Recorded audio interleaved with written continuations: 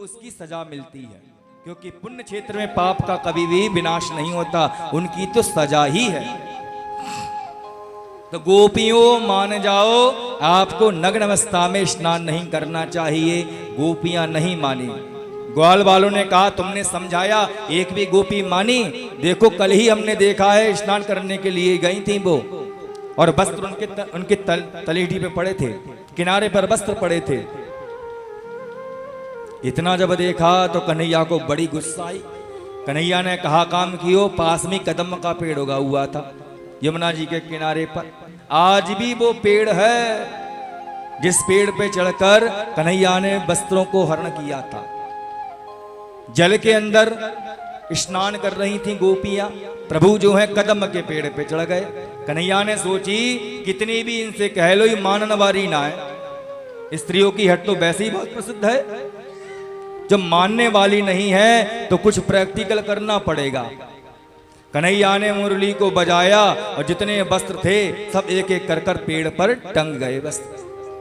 और मुरली की आवाज जैसी गोपियों के कान में पड़ी तो गोपियां घबरा गईं। अरे कौन है ये मुरली बजा रहा है? तब ध्यान आया ये तो मुरलीधर हैं जो मुरली बजा रहे हैं।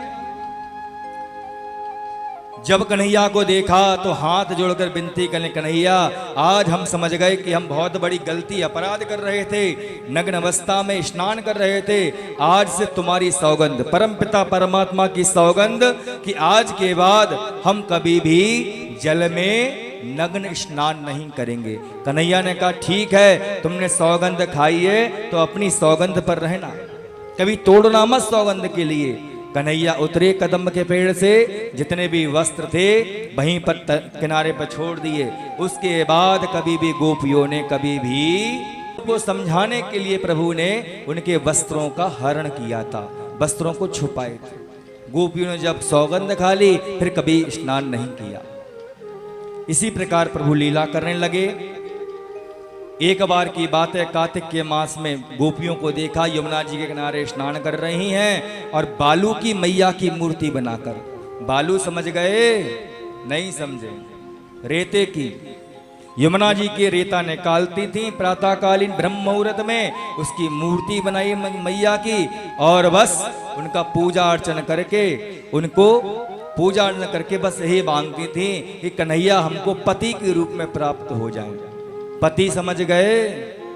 पाते पति रक्षति, जो हर पथ में रक्षा करे उसे पति कहा गया है।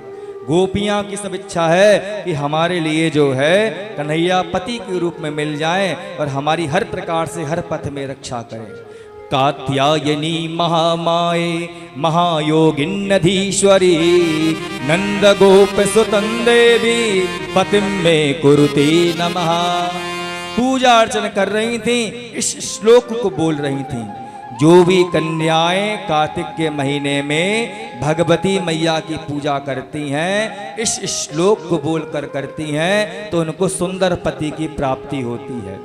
और जो महिलाएं स्नान करती हैं, इस मंत्र को बोलती हैं, तो उनको सुंदर पति की सेवा मिलती है, आपस में प्रेम बढ़ता है। और आज भी वो मंदिर वृंदावन में है, कात्यायनी पीठ मंदिर, सबने देखा होगा। उस स्थान पर बैठकर मैया की पूजा करती थी। कन्हैया इतनी देर में आ गए, कहने लगे अरे आप ये क्या कर रही हो गोपियों? तो कह दिया हम तो आपको पति के रूप में प्राप्त करना चाहते हैं। भगवान ने कहा अभी आपकी साधना थोड़ी कम है, थोड़ी बढ़ेगी तो आपको हम पति के रूप में अवश्य प्राप्त होंगे।